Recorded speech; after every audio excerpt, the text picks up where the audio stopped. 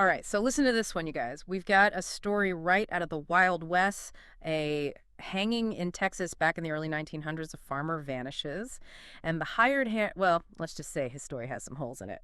We're doing a deep dive on the case of John Pearl using some amazing research by a local historian who dug through all the old newspaper articles from back then. So was he really guilty, or did Texas send an innocent man to the gallows? You know what really gets me about this case is just how different things were back then. Yeah.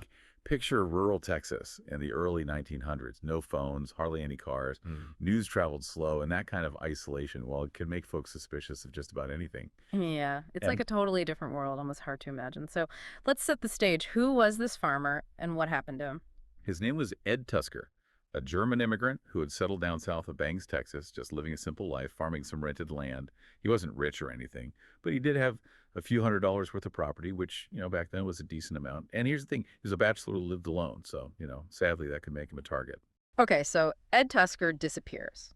And that's where John Pearl, his hired hand, enters the picture, right? Right. And Pearl, well, his behavior right off the bat, it raises some serious red flags. He starts saying that Tusker sold all his stuff to him and then took off back to Germany. And not only that, but he's seen using Tusker's horses and even starts selling off some of his things. Wow, that's pretty bold. I mean, it's like he wanted to get caught. What did the law make of all this? Well, Sheriff Demlin wasn't born yesterday. He sees Pearl out and about with Tusker's team, and he starts asking questions. Now, here's where Demlin gets really clever during questioning. He makes up this whole story about a guy who got away with murder by dumping the body in a tank. Oh, so like a little reverse psychology there. Was he trying to get a reaction out of Pearl? Exactly, and it worked. Yeah. Pearl gets all nervous, starts fidgeting. That was enough for Denman to put together a search party, and they follow a drag trail right from Tusker's house straight to a nearby tank. I think I can guess where this is going. Yeah, it's not good. They find Tusker's body in the tank, weighted down with a rock. He'd been shot behind the ear, and he was naked, except for a shirt tied around his head. That's awful. But did they find any actual proof that Pearl was the one who did it besides just acting suspicious? Oh yeah, there were a few key things. They found pony tracks near the tank that matched Pearl's pony, and the rope used to tie the rock to the body had these special knots. Knots that folks recognized as Pearl's way of tying them. Ah, so those little details start adding up. It's sounding like a classic detective story, but with way higher stakes. For sure, and you got to remember, this is way before all the fancy forensic science we have today. No DNA, no high-tech crime scene investigations. It was all about good old-fashioned observation, Yeah. connecting the dots with what they had. So with all this evidence piling up against Pearl, what happened next? Well, they arrested him, and he went on trial for murder in Brown County. So we're talking about rural Texas in the early 1900s, like way before Miranda rights or, those Law and Order reruns. So what was a trial even like back then? Things moved a lot faster back then. I mean, think about it. No long appeals, no mountains of evidence to go through. They really depended on what people saw and, well, a good dose of common sense. And in this case, I guess common sense was pointing at Pearl. Did anything new come out at the trial? Well, it didn't go so well for Pearl. He was found guilty and sentenced to hang. But his lawyers, they managed to get him a new trial. This time they moved it to Coleman County. So it changes scenery, huh? But did John Pearl's luck change too? Nope, not really. Hmm. Same outcome, guilty of murder in the first degree. Even the state appellate court agreed, and the governor, he refused to grant clemency. So at that point, well, his fate was sealed. Okay, so they set a date for the execution, but this wasn't exactly a private affair, right? You mentioned it was like a public spectacle. Yeah, back then, public executions were just a part of life. Over 2,000 people showed up at the Coleman jail yard to watch the hanging game. Can you imagine? It was a community event, this grim reminder about what happens when you break the law. It's hard to imagine that happening today where they worried about, crowd control or things getting out of hand. The records don't really say anything about security specifically, but you can bet there were lawmen around somewhere. It just goes to show you how different things were back then. So they bring Pearl out to face the music. I bet this is where he breaks down, starts begging for mercy. Not exactly. Yeah. This is where the story takes another turn. Instead of saying a few last words, John Pearl, he gives a speech that lasts for over an hour and 16 minutes. An hour? Are you serious? What could he have possibly talked about for that long? What he said, it just made things more confusing.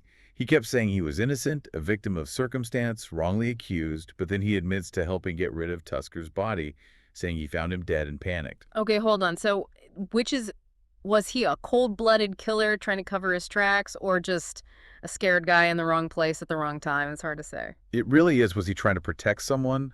Was there something else going on that we don't know about? Or maybe he just couldn't give more details, out of fear, or maybe he was genuinely confused.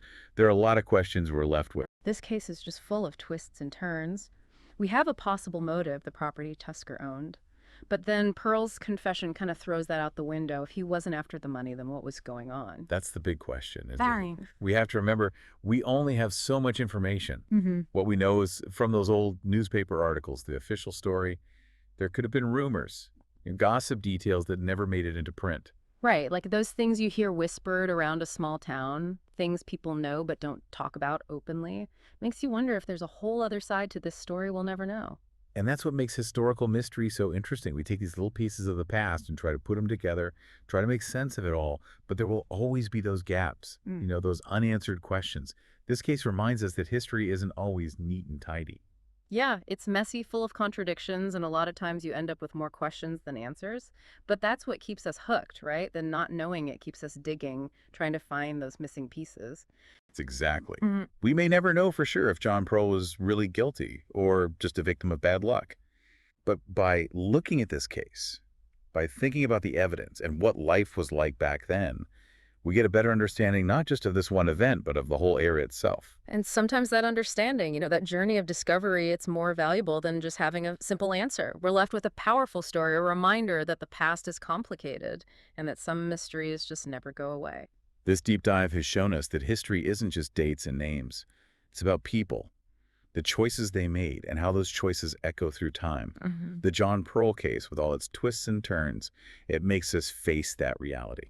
So what do you think about John Pearl's last words? Was he a cold-blooded killer or a desperate man caught in a lie? Maybe we'll find a piece of the puzzle that we missed. It's funny. We've gone through this whole case, and I still don't feel like we have a clear answer. Was justice served, or did they hang an innocent man? I think it all comes down to John Pearl's confession. Did you believe him? That concession, where he admits to hiding the body, but still says he's innocent. That's what makes this whole thing so fascinating. It makes you think like the jury back then. What would you have decided hearing that? It's easy for us to look back now and wonder, why didn't they investigate more? But things were just different then. Right. This deep dive isn't just about solving some crime. It's about trying to understand a totally different time. Rural Texas in the early 1900s.